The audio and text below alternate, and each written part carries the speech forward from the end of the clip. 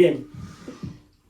Gálatas 3, 23 y 29 dice así: pero antes que viniese la fe, estábamos confinados bajo la ley, encerrados por aquella fe que iba a ser revelada. De manera que la ley ha sido nuestro ayo para llevarnos a Cristo, a fin de que fuésemos justificados por la fe. Pero venida la fe, ya no estamos bajo ayo, pues todos sois hijos de Dios por la fe en Cristo Jesús. Porque todos los que habéis sido bautizados en Cristo, de Cristo estáis revestidos. Ya no hay judío ni griego, no hay esclavo ni libre, no hay varón ni mujer, porque todos vosotros sois unos en Cristo Jesús. Y si vosotros sois de Cristo, ciertamente el linaje de Abraham sois, heredero según la promesa. La palabra del Señor está bendecida. Vamos a predicar bajo el tema la gloria de ser de Cristo. La gloria de ser de Cristo. Voy a explicar el concepto, pero voy primero a definir qué significa la palabra gloria en la Biblia. La palabra gloria en la Biblia tiene dos maneras que la podemos entender. Y significa, la primera parte significa prestigio, el valor de algo, renombre, honor. Eso es gloria en la Biblia. Pero también hay otra cosa que también refleja gloria, que es brillo y resplandor. Cuando explico y cuando digo la gloria de ser de Cristo, estoy hablando que nosotros pertenecer a Cristo es un privilegio. Eso le añade un valor a tu vida. Eso te da un renombre a tu nombre. Pero al mismo tiempo, si tú eres de Cristo, en ti hay un brillo y un resplandor. ¿Cuántos están aquí? Amén. Entonces, ese es el concepto de la gloria de ser de Cristo. La gloria que tenemos nosotros al permanecer en Él. Ojo, esa gloria no es nuestra. Esa gloria es de Él. Es decir, que si hoy podemos ser luz, es porque Él es luz. Si hoy podemos andar en verdad, es porque Él es verdadero.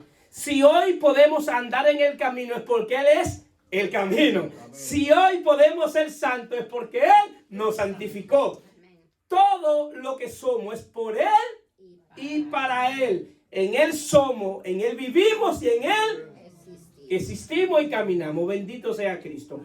Entonces eso es lo que se llama, ese es el privilegio de pertenecer a Él, saber que somos de Él. Ahora bien, cuando hablamos de gloria, estamos hablando en ese concepto. Ahora bien, cuando Dios crea al hombre, lo crea a imagen y semejanza de Él. Es decir, que cuando crea a Adán, según los teólogos modernos, estaba vestido de gloria. Había una gloria espiritual que se manifestaba de adentro hacia afuera. Había algo diferente en Adán, que había un brillo y un resplandor sobre él, al punto que Adán siempre estuvo desnudo y cuando peca es que siente la desnudez. ¿Por qué? Porque al pecar perdió la gloria que le tenía el brillo. Entonces ahí siente que está desnudo. Pero ¿cómo es que tú siempre has estado desnudo y ahora es que te das cuenta que está desnudo después que pecaste? ¿Por qué? Porque perdió la gloria, perdió el brillo. Entonces por eso es que Dios le dice en Génesis 3:9, mas Jehová Dios llamó al hombre y le dijo, ¿dónde estás tú? Y él respondió, oí tu voz en el huerto y tuve miedo porque estaba desnudo y me escondí. Y Dios le dijo, ¿quién te enseñó que estaba desnudo? Una pregunta, ¿quién fue que te lo dijo que estabas desnudo? ¿Has comido del árbol que yo te mandé que no comiese? Es decir, que él se sintió desnudo porque vio su desnudez por causa del pecado. Queridos hermanos, el pecado es lo que muestra la desnudez del hombre. Y vemos la historia de que inmediatamente él quiso recuperar la gloria. La quiso recuperar buscando hojas para tapar su vergüenza. Quería taparse con hojas que se secaban. Y Dios hace el primer sacrificio y lo viste con piel de cordero. Porque Adán tuvo miedo, vergüenza y culpa. Y eso es lo que domina la vida del hombre. El miedo, la vergüenza y culpa. El hombre sin Cristo, eso es lo que gobierna todo su ser. Entonces, ¿qué sucede? La búsqueda constante del hombre ha sido encontrarse nuevamente con la gloria con la cual él fue creado. Esa es la búsqueda. Hay gente que buscan esa gloria con cosas materiales, con cosas físicas. Hay gente que buscan esa gloria con estatus, con poder. Hay gente que buscan gloria con cosas grandes. Si se dan cuenta que la gloria que la gente está buscando siempre es con algo externo, que a través de eso vean la grandeza de él, para que la gente vea que el valor que él tiene no es por lo que él es, sino por lo que tienes. Entonces la gente quiere ser valorado por lo que tiene y está buscando esa gloria. Ahora bien, pero el hombre por naturaleza también busca esa gloria a través de la religión. La religión quiere nuevamente hacerte creer que por medio de una religión tú puedes alcanzar o volverte a conectar con la gloria que se perdió en el jardín del Edén. La palabra religión está compuesta por dos palabras. Re, que es volver, y religión, relacionarse. Religión es el invento del hombre para volverse a relacionar con Dios. Ojo, la religión no tiene ciencia en Dios. Lo voy a repetir. La religión no tiene ciencia en Dios. La religión tiene ciencia en el infierno. La religión sale del mismo infierno. Porque ninguna religión te puede llevar a Dios. El único que te puede llevar a Dios es nuestro Señor y Salvador Jesucristo. ¿Qué sucede? Ahora bien, cada religión quiere hacernos creer que al tú pertenecer a ella, eso es lo que te da gloria. Y por eso mucha gente se sienten orgullosos cuando hablan, yo soy de tal religión. Y yo nací así, así me voy a morir porque nacía de ahí. Y entiende que lo que le da valor es a la religión que pertenecen. Y entienden que esas enseñanzas son las enseñanzas que enseña la Biblia. ¿Qué pasa con el pensamiento religioso? Todas las religiones te enseñan a confiar en lo que tú haces por Dios y para Dios. Amén. Todas las religiones te enseñan a confiar en la carne. Todas. Entonces, ¿qué sucede? Confiar en la carne es un problema. O confiar en que tú tienes valor porque pertenece a una denominación. O porque pertenece a un concilio específico.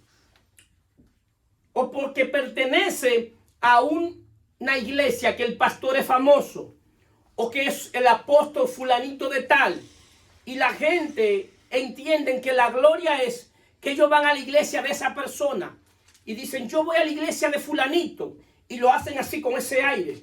Porque ellos entienden que lo que ese fulanito es que le da valor a su vida espiritual. Querido hermano, lo único que le añade valor a tu vida es estar revestido de Cristo. Amén. No importa donde tú vayas y lo famoso que sea ese pastor, o ese apóstol, o ese quien sea. Lo único que le añade valor a tu vida es permanecer y pertenecer a nuestro Señor y Salvador Jesucristo. ¿Cuántos dicen amén? Amén. Gloria a Dios. En los tiempos de Pablo era un orgullo ser judío. ¿Por qué? Porque los judíos fue que Dios le dio la ley. Y a través de los judíos es que Dios hace el pacto y quiere traer su reino a la tierra. Entonces los judíos tenían 613 leyes que tenían que guiarse por ellas. Y dentro de esas 613 leyes, habían dos leyes que era lo que le daba la entrada a ese pacto. Una señal visible y una señal invisible. La señal visible era guardar el sábado y la señal invisible era la circuncisión. Y ellos se gloriaban porque eran judíos, se gloriaban porque tenían la ley, se gloriaban por ritos, ceremonia, se gloriaban constantemente por los mismos sacrificios. Se gloriaban porque tenía un sumo sacerdote que intercedía por él. Se gloriaban porque tenía un profeta que le hablaba la palabra de Dios para encaminarlo. Y se gloriaban porque tenía un rey. Tenían gloria de ser judíos, porque a quien se le da la ley, a quien se le da la palabra, es a ellos. El asunto es que ellos querían hacer buenas obras. Las buenas obras que hace todo el mundo que quiere alcanzar el favor de Dios. Y nos damos cuenta que la religión nos enseña a hacer buenas obras, dejar de hacer esto y a esto para que tú veas el resultado de esto. Te está enseñando a confiar en la carne. Te está confiar en lo que tú haces por Dios. Pero cuando leemos el evangelio de la gracia de Dios manifestado en la persona de Jesucristo, nos damos cuenta que Pablo dice en Gálatas 2:21, no desecho la gracia de Dios, pues si por la ley fuese la justicia, entonces por demás murió Cristo. Es decir, Pablo está diciendo, yo no desecho la gracia de Dios porque yo no puedo confiar en lo que yo hago por Dios. Yo tengo que confiar en lo que Dios ha hecho por mí. Amén. Entonces, ¿qué sucede? La buena obra es el resultado de haber alcanzado el favor de Dios. La buena obra es un resultado porque Dios me alcanzó. Es más, si Dios me alcanzó, si la gloria de Dios me alcanzó, es natural que yo ande en buenas obras. Esa es mi naturaleza. Eso es una manifestación en la cual yo no me glorío. Si un día me aloco, me voy a gloriar en Cristo. ¿Por qué? Porque la obra que yo estoy haciendo no son mis obras, sino las obras de Él en mí. ¿Cuántos están aquí? Amén. Pues si me voy a gloriar, me glorío en Él. ¿Por qué? Porque son las obras de Él. Queridos hermanos, cuando hablamos de fe, hay una gran confusión. Porque la fe es muy amplia. Y hay mucha gente que han confiado en la ley para alcanzar el favor de Dios. Y confían en, hago esto o dejo de hacer esto. Un sí o entonces. Si yo hago esto, entonces Dios hace esto. Eso es un concepto de la ley. En el concepto de la ley, los judíos tenían que llevar un sacrificio o tenían que hacer algo por Dios y para Dios, y Dios entonces hacía algo a favor de ellos. Eso es propio de la ley. En la gracia, Hebreos 4 dice que temamos no entrar o no hacer lo mismo que hacían los judíos. Y dice que entremos en el reposo que da la fe en Jesucristo. El reposo no es estar estático. El reposo es que mi corazón está plenamente confiado y asegurado por la obra de Él en la cruz. Y yo confío plenamente que el día que yo vine a Cristo, yo tengo paz con Dios. Y estoy en Dios. Entonces, ¿qué pasa? Muchos dicen, tenemos que cumplir la ley de Dios. Y yo digo, sí, tenemos que cumplir la ley de Dios. La pregunta, ¿cuál ley? Esa es la pregunta. ¿Cuál ley? Cuando nosotros hablamos de la ley de Dios, tenemos que saber y entender que la ley de Dios es Cristo. La ley de Dios es Cristo. La ley de Dios, la palabra de Dios. Y la palabra de Dios es Cristo, el verbo que se hizo carne. Es decir, que la ley de Dios es Cristo. Por eso Juan dice que el mandamiento que Él da es que crean en Jesucristo. Que es un mandamiento. Es el mandamiento que se te da a ti hoy. El mandamiento que Dios te da hoy. Pon tu confianza en Jesucristo en cada aspecto de tu vida. Amén.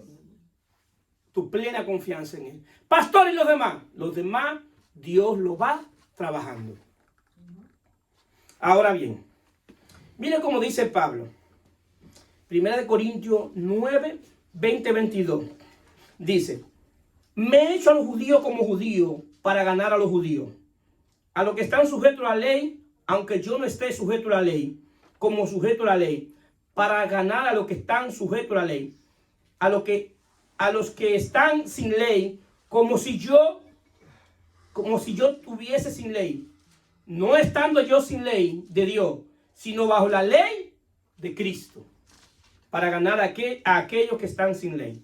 Pablo está diciendo que ahora en el nuevo pacto, todo el que tiene que entrar a tener una relación con Dios, a toparse con su gloria, es por medio de la ley de Cristo. La ley de Cristo opera desde tu espíritu. Desde tu espíritu comienza a operar la ley de Cristo. Entonces Pablo dice que la ley de Moisés fue dada como un ayo. ¿Qué era un ayo? Un ayo era un esclavo que usaban los judíos para llevar los hijos de ellos a la sinagoga. El problema es que los hijos de ellos, los ayos solamente llevaban a los hijos hasta la puerta de la sinagoga. ¿Cuál es el problema? Que la ley te podía llevar a la sinagoga, pero no te podía enseñar. La ley no te puede enseñar absolutamente nada. La ley no te puede transformar. Por eso podemos ver gente que cumple muchísimas leyes externas y por dentro no han sido transformados. Por dentro ellos por fuera se ven muy bellos, muy bonitos. Que sería bueno tirarle una foto y ponerle un Facebook. Vean qué lindo se ve, qué bello se ve. Pero cuando tú lo miras hacia adentro, son sepulcros blanqueados. ¿Por qué? Porque lo que viven es de la apariencia. Lo más que le hace falta es la vida de Dios. ¿Por qué? Porque ellos han creído y han entendido que lo que te acerca a Dios es vivir cumpliendo leyes externas. Entonces, cuando nos acercamos a la Biblia, nos damos cuenta que la ley fue mi ayo para llevarme a Cristo. Que el único que puede transformarme interiormente es Jesucristo. Entonces, ese es el ayo. Ahora bien, cuando hablamos de fe, Pablo dice que esta fe estaba escondida, que esta fe era un misterio. ¿Por qué esta fe es un misterio? Porque esta fe nunca se había visto y es la fe que hablamos, la fe de Jesucristo mismo, la fe de Él, la fe que Él confiaba que el día que muriera, que el Padre y el Espíritu Santo le iban a resucitar. Es lo que se llama la fe de salvación, la fe salvífera, que es un don de Dios, es un regalo. Ahora bien, ¿cómo yo recibo ese regalo? ¿Cómo ese regalo yo recibo? Ese regalo tú lo recibes poniendo tu mirada única y exclusivamente en Jesucristo. Viendo a Jesucristo como el único que tiene suficiencia para salvarte. Que nadie más te puede salvar. Que cualquier situación que tú estés viviendo, tu confianza tiene que estar puesta en Él. Aunque tú vayas a los médicos, tú dices, yo voy al médico porque la ciencia es de Dios, pero al mismo tiempo, quien tiene poder para salvar es Dios y puede utilizar a los mismos médicos. ¿Cuántos están aquí? Amén. Entonces, ¿qué sucede? Ahora bien, Pablo dice que esta fe estaba oculta, que tenía que ser revelada. ¿Qué es lo que sucede? Él dice que tenía que venir, porque esa fe de salvación, esa fe salvífera, no la produzco yo. Esa fe la produce Jesucristo en mí. Por eso Romanos 10:17 dice, así que la fe es por el oír y el oír por la palabra de Dios. ¿Y quién es la palabra de Dios? Es Cristo, el verbo hecho carne. Tu fe va a estar fortalecida y formada cuando tú escuches hablar de Jesucristo. El asunto que la iglesia hoy habla de todo menos de Jesucristo. Hoy se habla de todo y lo menos que se escucha es hablar en el autor y consumador de la fe. Por eso tenemos gente que tienen fe, pero en fe en sí mismo. Tienen fe en lo que ellos hacen, pero no tienen fe en Jesucristo, que es la roca. Por eso cuando vienen los procesos, vienen los problemas, están temblando, porque su fe no está fortalecida, no está fundada en la verdad del Evangelio. Su fe está fundada en muchísimas cosas mal interpretadas que no enseña la Biblia. Pero te aseguro algo, que el día que tu fe esté fundada en la roca, tú puedes estar temblando con el problema, porque tiene el problema. Lo que estás seguro es que la roca no va a estar temblando debajo de ti. Amén. De eso sí te aseguro, que esa roca no va a estar temblando debajo de ti. ¿Por qué? Porque esa fe que es en el fundamento del Evangelio de Jesucristo, es la fe que te va a permanecer, que te va a permitir mantenerte firme. Dile un aplauso a Cristo. Esa es la razón que el escritor de los Hebreos, Hebreos 12:2 dice, puesto los ojos en Jesús, el autor y consumador de la fe. Es decir, que la fe quien la inicia en mí es Jesús y quien la consuma es Él. Tan sencillo como eso. No hay que darle mucha explicación. Ahora bien, esa fe es la fe que te justifica. La justificación es un término legal utilizado por Pablo que se usaba en la corte romana, donde tú ibas a una corte y te declaraban libre de culpa, no inocente, lo declaraban libre de culpa, porque ya había otro que había sido condenado por ese crimen. Entonces a ti te había que declararte libre de culpa, no inocente, libre de culpa. Romanos 5 dice, justificado pues por la fe, tenemos paz para con Dios por medio de nuestro Señor Jesucristo, por quien también tenemos entrada por la fe a esta gracia en la cual estamos firmes y nos gloriamos en la esperanza de la gloria de Dios. ¿Qué pasa? Esa es la fe que viene para salvar, es la que te salva, la que te justifica, la que te hace libre de culpa. Por eso no hay ninguna condenación a los que están en Cristo Jesús. ¿Por qué? Porque ya Dios te justificó, no por la justicia tuya, sino por la justicia de Él. Es la obra de Él que te justifica, la obra externa y la obra interna en el Espíritu. El asunto, el problema de tú hacer obra para justificarte es que va a comenzar a confiar en ti. Por eso esa fe tambalea. Porque el día que no hace las cosas que te dijeron que tenía que hacer, te sientes pecador, te sientes culpable. Sale de la calle, a la calle mirando a ver qué te va a pasar. ¿Por qué? Porque no hiciste la buena obra. Y como no lo hiciste, crees que Dios te está buscando, persiguiéndote porque no hiciste algo. Porque está confiando en lo que tú haces. Ahora bien, cuando tú te acostumbras a hacer disciplinas espirituales, tú vas confiadamente, no buscando el favor de Dios, porque el favor de Dios te alcanzó. No es buscando la bendición, es porque ya Dios te bendijo con todas bendiciones espirituales en lugares celestiales. Tú eres un bendecido en la tierra de los vivientes. Tú estás bendecido como el que más. En el cielo no te queda una bendición, porque Dios te la dio toda en Cristo. En Cristo están todas. Entonces, ¿qué pasa? La fe en Cristo viene a vestirte nuevamente. Lo que se perdió en el Edén, la vestimenta que él perdió en el Edén, Adán, Cristo vuelve a vestirte. Viene a vestirte de una manera. Por eso él dice de esta manera, cuando tú tienes fe en Jesucristo, tú eres bautizado. Cuando tú eres bautizado en Cristo. ¿Qué es lo que Pablo está utilizando aquí? Pablo está utilizando una palabra y utiliza la palabra batizo. Batizo es la palabra que tiene que ver que tú fuiste entrado dentro de Cristo.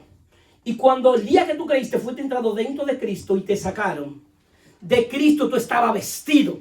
Por eso dice, de Cristo estáis revestido, vuelto a vestir. Porque lo que se perdió en él fue la vestimenta espiritual. Entonces Cristo nuevamente te puede volver a vestir espiritualmente. Por eso dice la palabra revestido. Juan habló de esto. Juan el Bautista. Juan dice, yo lo bautizo con agua, pero el que viene detrás de mí es más poderoso que yo, del cual no soy digno de amarrar los calzados de sus pies. Él lo va a bautizar en Espíritu Santo y fuego. Ese bautismo es el bautismo de la regeneración del Espíritu. Y el fuego es lo que viene a dar dos cosas. A quemar todo aquello que no es de Dios y a purificarte por medio del bautismo en el Espíritu. Porque de ahí en adelante entonces el Dios habita en ti por medio de su Espíritu. Y de Él tú estás revestido. Esto en la Biblia se llama nuevo nacimiento. Se llama regeneración. Nueva vida. Ahora bien, ¿qué es lo que me hace falta de ahí en adelante? Que haya un incremento en mí de la vida de Cristo. Cada uno que está en Cristo debe haber un incremento de la vida de Cristo, porque lo que tú recibiste el día que naciste de nuevo no fue una religión, fue el Espíritu del Dios eterno, es el Espíritu del Dios creador, es el Espíritu que da vida y vida en abundancia. Amén. Eso fue lo que tú recibiste. Lo que pasa es que a mucha gente le pasa como a los Gálatas, que hacen una transición. Y una transición que pasa de la verdad al error. Y por eso Pablo le dice, ustedes iniciaron por el Espíritu, pero terminaron por la carne. Yo le prediqué el Evangelio. Y ustedes terminaron confiando en la circuncisión. Ustedes confiaban en sí mismos. Entonces transiciona del Evangelio a la religión. Y a cualquiera que vaya a un lugar donde no se le enseñe el verdadero Evangelio, téngalo por seguro que va a terminar entrando por el Evangelio y terminando por la religión. Comienza por el Espíritu y termina por la carne. Entonces, ¿qué sucede? Ese día que tú estás revestido de Cristo, debe haber un incremento de la vida de Él en nosotros, en nuestra mente. Por eso es que viene la renovación del entendimiento. En la vida de Cristo también se te dio la mente de Cristo. ¿Qué es la mente de Cristo? Es una mente espiritual para que tú desde el mundo físico puedas operar en el mundo espiritual. Por eso ahora tú puedes percibir las cosas del Espíritu. ¿Por qué? Porque tiene la mente de Cristo. ¿Para qué? Para también tenga entendimiento. Porque Dios hay cosas que quiere que tú hagas, pero que lo hagas con el entendimiento. Dios no es un Dios que te dice haz la cosa sin que tú le entiendas. Él quiere que tú la hagas, pero con entendimiento, entendiendo por qué le está haciendo. Entonces, ¿qué sucede? Ahora, ese incremento de la vida de Cristo viene por la renovación del entendimiento, pero cuando se anuncia el nuevo pacto a través de Ezequiel y Jeremías, yo leyendo me doy cuenta que se le habla del cuerpo espiritual que le están diciendo, que Dios le dice al pueblo de Israel, le daré un nuevo espíritu, un nuevo corazón y una nueva mente. Entonces digo, pero ¿por qué no me habla que me va a dar una nueva alma? Si yo soy espíritu, corazón, alma, si yo tengo un cuerpo espiritual, ¿por qué se me anuncia un nuevo espíritu, nueva mente y nuevo corazón? Muy sencillo, porque Dios no te da una nueva alma, porque el alma se transforma por medio de la renovación del entendimiento.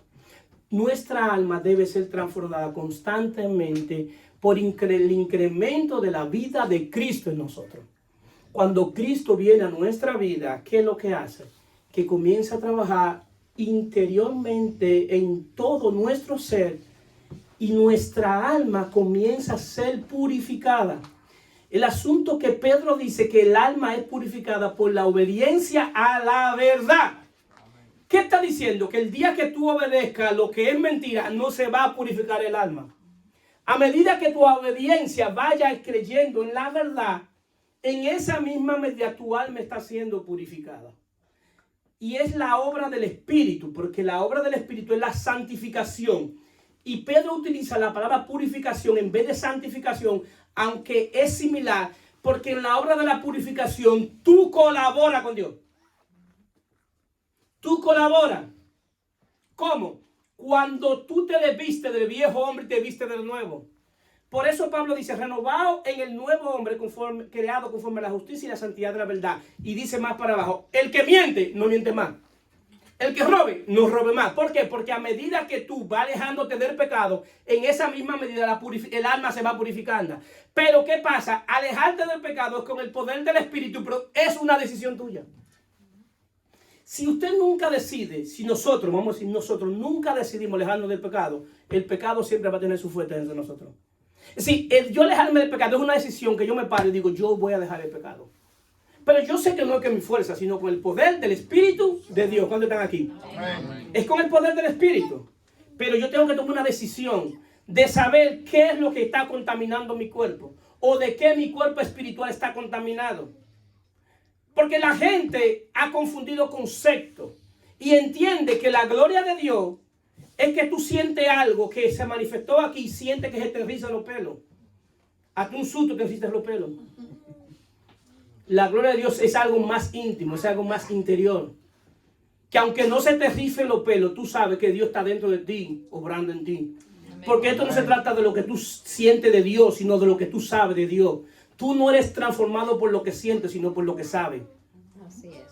¿Cuánto están aquí? Es por lo que sabes de Él. Es decir, que aunque tú estés aquí y tú veas que no se te rizan los pelos y te dieron la palabra de vida, Jesús dijo, mis palabras son espíritu y son vida. Y se te dio la palabra de vida. Esa palabra vaya a tu espíritu. Va a traer un entendimiento. Va a trabajar en tu ser interior, en tu cuerpo interior. ¿Qué pasa? Pablo dice en 2 de Corintios 3:17, porque el Señor es el Espíritu, y donde está el Espíritu del Señor, allí hay libertad. Por tanto, nosotros todos mirando a cada descubierta, como en un espejo, la gloria del Señor, somos transformados de gloria en gloria en la misma imagen como el Espíritu del Señor. Cristo tiene 3 estados que tenemos que conocerlo. El estado eterno de Dios creador. Todo fue creado por Él y para Él. El segundo estado, el estado de la encarnación, el verbo hecho carne. El tercer estado, murió, resucitó en espíritu. Y a quien Él envía a nosotros el espíritu de Él. Por eso Pablo dice el espíritu del Señor. ¿Qué pasa con eso? Que ahora yo me relaciono con Dios por medio de su espíritu. Entonces la palabra me la da las Sagradas Escrituras, pero quien me da el entendimiento de las Sagradas Escrituras es el Espíritu de Dios. Es decir, que ahora yo vengo a las Sagradas Escrituras y el Espíritu me revela el Espíritu de la ley de Dios, el Espíritu de la palabra.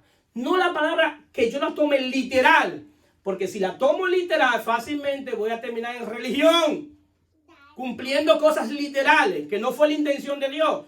Lo que va a hacer que tú seas transformado es el Espíritu de Dios por medio de la palabra, fijando la palabra de Dios en ti. El Espíritu de la palabra. Y ahí tú vas a entender la palabra de Dios. Y muchos dicen, nosotros predicamos la palabra de Dios. Escucha qué palabra predican. Y tú vas a decir, oh, Dios santo, ¿cuál palabra? ¿De dónde fue que sacó esa palabra? ¿Por qué? Porque lo que tú necesitas es entender las Sagradas Escrituras, que es un término más completo de lo que Dios está diciendo a través de su Espíritu por medio de la Biblia. Entonces, ¿qué sucede? Esa es la palabra que te va a transformar. Pero te va a transformar cuando el Espíritu de Dios traiga libertad. Porque lo primero que el Espíritu de Dios tiene que hacer es traer libertad. Y la libertad viene, conocerá la verdad y la verdad lo hará libre. Es la palabra de Dios que te va a libertar por medio del Espíritu. La verdad de Dios. La verdad de Dios que está en Cristo. La revelación del nuevo pacto. La relación de Dios que Dios tiene con el nuevo hombre creado en Cristo Jesús. El Dios nunca más le ha vuelto a hablar al viejo hombre. Lo único que Dios le habla al viejo hombre es arrepiéntete y cree en el Evangelio. ¿Por qué? Porque Dios habla al nuevo hombre creado en Cristo Jesús. Porque es ese que porta el espíritu de Él, la esencia de Él, la sustancia de Él. No es lo mismo tener imagen divina que tener naturaleza divina. Adán tenía imagen y semejanza divina, pero no tenía naturaleza divina. ¿Por qué? Porque no entendía las cosas que son del espíritu. Está de un estado de inocencia, por eso se llama la dispensación de la inocencia. Ahora bien, a lo que estamos en Cristo, que hemos sido revestidos de Cristo, ¿qué Dios ha hecho? Que nos ha hecho participantes de la naturaleza divina. ¿Qué implica eso? Que tenemos un grado mayor de entendimiento y conocimiento que Adán. No solamente nos recuperó del suelo, del piso, y nos sentó en lugares celestiales juntamente con Él. Nos llevó a un nivel espiritual de conocimiento y de poder espiritual en el mundo espiritual. Entonces ahí es que tú vas a entender la gloria de permanecer, de pertenecer a Cristo. Y Cristo tiene derecho sobre nosotros por 2 razones. Una, por derecho de creación, porque fuimos creados a imagen y semejanza de Él. Porque en la Trinidad el único que tiene imagen es el Hijo. Es el único que tiene imagen. Es decir, que cuando se creó Adán fue con la imagen de Cristo. Y ahora también Él tiene derecho legal sobre nosotros por derecho de conquista. ¿Por qué? Porque Él venció la muerte, venció el pecado, desarmó a las tinieblas, quitó el acta que no era contraria y la clavó triunfante en la cruz. Y a todos que en Él creen se le entrega esa acta, donde esa acta, las tinieblas, tenía derecho legal sobre nosotros. Cristo la quitó esa acta. Nos compró en la cruz y nos volvió a vestir, pero nos vistió de la gloria de Él, de la gloria de Cristo. Ahora todo lo que debemos hacer y todo lo que hagamos tiene que ser para la gloria de Él, porque esa gloria no es nuestra, es la de Él. Todo lo que nosotros hagamos de aquí en adelante es para la gloria de Él.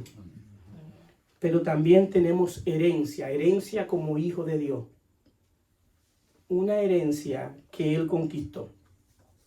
Y hay dos conceptos de herencia. Hay dos conceptos de hijo. Está el hijo engendrado y el hijo adoptado. El concepto de hijo adoptado que habla la Biblia es el concepto de hijo adoptado con relación a la obra de Cristo. Y el concepto de hijo regenerado es el concepto que se maneja por medio de que somos hijos por la obra del Espíritu. Somos adoptados en ese sentido porque Cristo fue que hizo la obra, conquistó toda la herencia para Él y Él nos adoptó como sus hermanos para que también fuéramos participantes de su herencia. Bendito sea Cristo. Amén. Para compartir su herencia con nosotros. Pero entonces en la regeneración el Espíritu Santo viene entonces por la obra del Espíritu, entonces comenzamos a heredar lo que ya Cristo conquistó. Pero no seamos como los Gálatas, porque Pablo les dice que mientras el heredero es niño, en nada difiere del esclavo, aunque es señor de todo. Aquí este pacto heredan los hijos maduros. El que es niño hereda, pero no se le da. Hay que darle que le manejen un albacea su herencia hasta que crezca. ¿Tú quieres experimentar la herencia que Cristo conquistó? Comienza a madurar para que reciba. Comienza a madurar. Cuando sea madura o maduro, se te entrega tu herencia. Bendito sea Cristo. Amén. Amén. Pues pueden poner de pie.